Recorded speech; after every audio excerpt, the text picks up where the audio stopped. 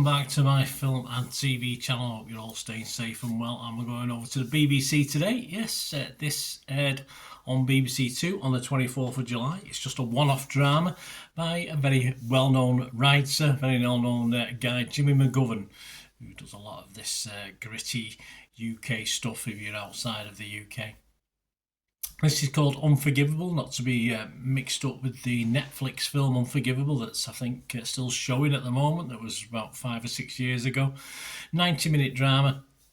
This is interesting, to say the least. It's a very gritty subject matter, as you expect from old Mr. McGovern. He doesn't do fairy tales, does he? That's for sure. Lucy Mangan said of The Guardian, said of this drama, Jimmy McGovern's mesmeric new drama is even better than Adolescence. Yes, I quite liked Adolescence. Did you like Adolescence? We'll see. Is it? I can't read your negative comment out because there aren't too many of them. So we'll start with that and we'll go from there. So it's broadcast on BBC Two. You can watch the episode on BBC iPlayer, where I watched it late last night as I'm recording this. I'm recording it on the 25th of July, so a day later. And it's basically about a family grappling with the aftermath of sexual abuse by a released family member, exploring the ripple effects on everyone, of course. This stars, great cast, Anna Friel, Anna Maxwell Martin. She's a nun in this, but yes, a nun, not a nun with a gun, but she's worldly wise, that's for sure, worldly wise. Bobby Schofield, Austin Hayes, Finn McParland, David Threlfall, Mark Womack, Fina Aruch and Paddy Rowan and others as well. But a strong UK cast in this one. I always prefer McGovern when he tells real stories, family stories, and doesn't get too political. We have fairly different stances on that, so I think sometimes if he stays away from that, I'm fine on that score. So for me, I think this is one of his best efforts in a lot of very, very good efforts, of course, over the years. A brilliant cast of all ages. Anna Friel, Anna Maxwell Martin are superb, as you'd expect. But special credit, I think, to David Threlfall as well, a sort of tougher, darker role for him in this, and one of his best roles, I thought, for a while. And the star of this, playing perhaps the toughest role of the lot, of course, the abuser that's central to this story, Bobby Schofield. I think he was absolutely brilliant and spot on for this role. I watched a film. You might have watched it. If you haven't, guys, I recommend it to go back and watch this. If you can't say enjoy a film like this, can you? But if you found this film a very good watch, then go and watch something called Woodsman.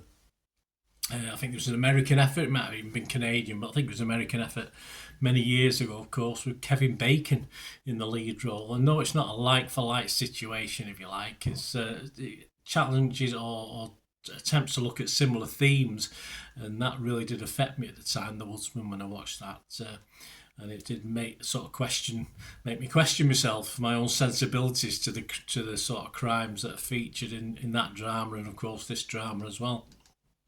And my disgust and hate of perpetrators featured in both of these dramas, though not tempered, still there, at least made me understand a bit more and question my own little prejudgments on these sort of situations as well.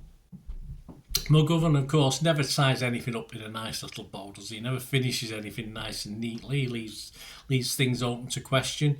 And I thought the last quarter of this drama which felt just a little bit rushed to me. It did have a bit of a rushed feel. I'm not alone in that thinking as well. A couple of the other critics thought that. But this, for a family drama, is great. A hard watch, but not without a little bit of hope somewhere. My rushed through thoughts were echoed by Nick Hilton. He only gave it 3 stars, though, in The Independent. He said a one-off drama is a sympathetic, if rushed, story about the impacts of abuse. And Lucy Mangan, of course, who did like this, commented earlier. We looked at her comment at the start of this little vlog. Also concluded her review by saying, Unforgivable is none of the agit-prop, which is the political stuff, that can creep into McGovern's always impassioned work. And there are faultless performances throughout, including from Mark Womack. Yes, a good role for Mark Womack as well. A sleeper agent of an actor who delivers invariably to mesmeric effect.